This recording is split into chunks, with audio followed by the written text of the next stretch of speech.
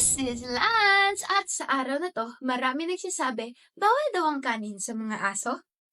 Pero teka, di ba halos lahat ng asong Pinoy, kanin ang kinakain? So, ano nga bang totoo? Sa Pilipinas, normal na ma-extra rice ng mga aso.